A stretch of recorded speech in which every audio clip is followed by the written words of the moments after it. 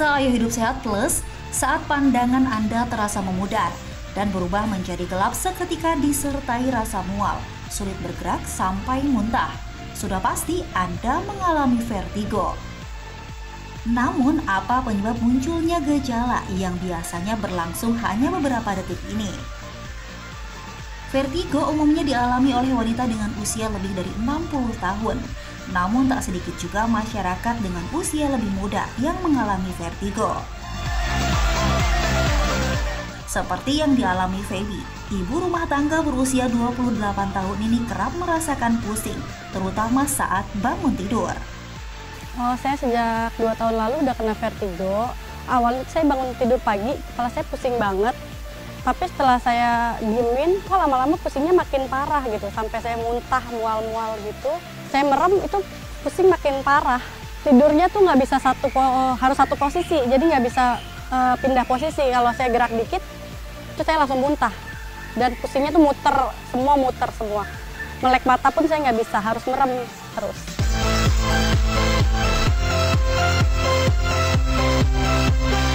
Saya sempat pingsan karena pusing banget, tiba-tiba pusing banget. Udah saya nggak sadar lagi, setelah itu udah langsung pusing mual ya. Saya udah ke dokter, udah minum obat, tapi tetap aja kambuh lagi gitu. Saya juga bingung. Angka penderita gejala vertigo di beberapa negara cukup berbeda. Angka penderita gejala ini di tanah air cukup tinggi, yakni sekitar 50%. Dan umumnya dialami oleh wanita usia 40, 50 hingga 75 tahun. Di Amerika Serikat, vertigo perifer cenderung lebih banyak menyerang wanita, dan vertigo yang terkait migrain sekitar 0,895. Sedang di Jerman, diperkirakan penderita vertigo dewasa sekitar 1,1% dari jumlah populasi.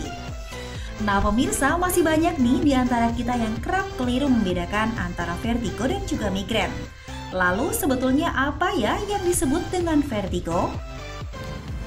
Vertigo adalah suatu keadaan di mana seorang pasien merasakan adanya gangguan ketidakseimbangan dalam tubuhnya. Vertigo ini bisa juga terjadi pada setiap orang. Nah, yang jadi permasalahan adalah kita harus menyamakan persepsi bahwa vertigo itu adalah kondisi yang disebut pusing. Pusing di sini adalah bisa berputar, bisa bergoyang. Sedangkan pusing ini sangat berbeda dengan sakit kepala, karena sakit kepala ini adalah suatu kondisi di mana kepala itu merasa seperti berat, ditusuk, ditekan, terikat, dan berdenyut. Nah, kondisi sakit kepala ini yang bisa masuk dalam kategori salah satunya adalah migrain. Jadi, kita harus bedakan antara pusing atau vertigo, sakit kepala, atau migrain. Vertigo ini bisa dibagi menjadi dua sebenarnya. Dari sebabnya misalnya adalah vertigo perifer. Vertigo perifer ini adalah vertigo yang tidak berbahaya.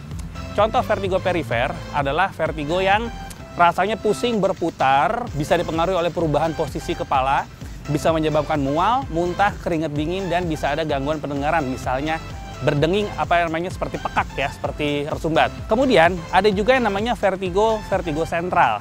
Yang berbahaya dari vertigo sentral ini adalah vertigo sentral ini ternyata bisa merupakan suatu manifestasi atau suatu tanda dari penyakit lain yang lebih serius. Misal, stroke pada daerah otak kecil. Kemudian bisa juga daerah otak kecil ini terdapat tumor atau perdarahan. Yang jadi permasalahan adalah kapan kita tahu vertigo itu berbahaya atau tidak. Secara gampangnya adalah ketika vertigo itu memberikan gejala yang sangat hebat, biasanya itu tidak berbahaya. Tapi bila vertigonya itu memberikan gejala yang relatif tidak berbahaya, namun lebih panjang durasinya, itu kemungkinan yang berbahaya.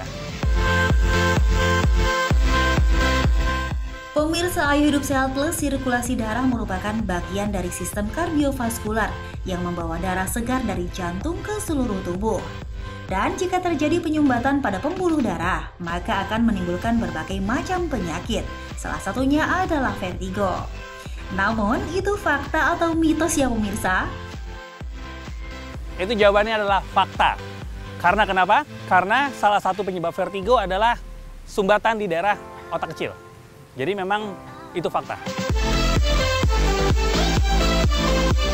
Telinga merupakan salah satu alat indera yang berfungsi untuk mengenali suara. Gangguan pendengaran akan terjadi jika bagian dalam telinga bermasalah.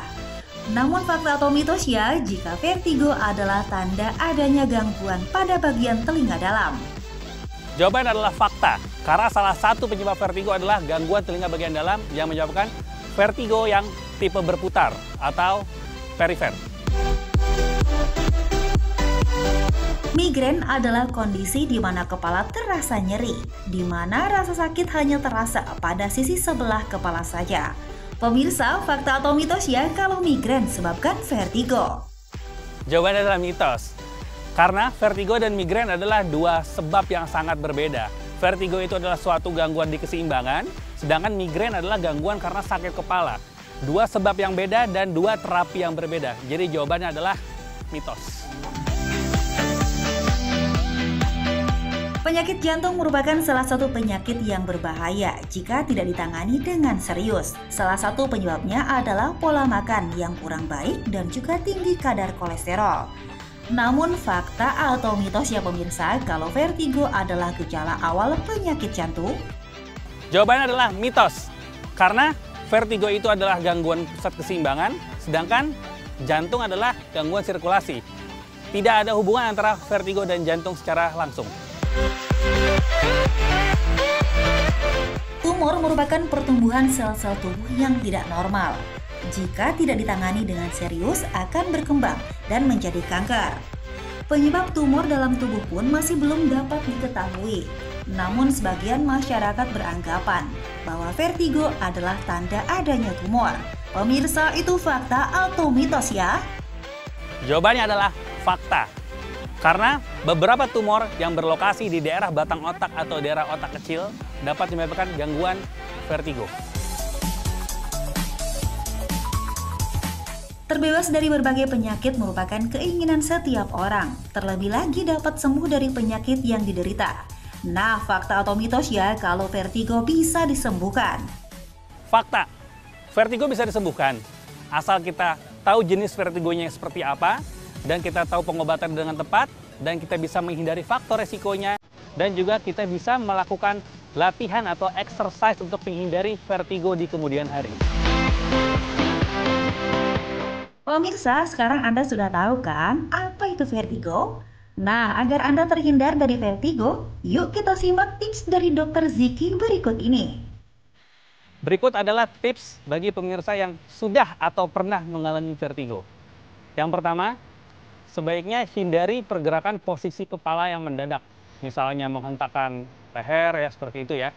Kemudian yang kedua, pasien yang sudah pernah mengalami vertigo, ada baiknya selalu membawa obat vertigo apabila serangannya muncul, maka bisa dikonsumsi. Yang ketiga, karena vertigo ini sedikit banyaknya terkait dengan aliran darah dan pola hidup yang sehat, maka sebaiknya konsumsilah makanan-makanan yang sehat, yang rendah lemak dan kemudian rendah gula.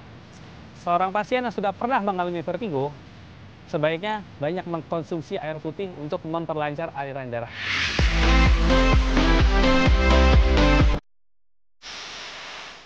Dan berikut adalah tips bagi Anda yang belum mengalami vertigo dan jangan sampai pernah mengalami vertigo.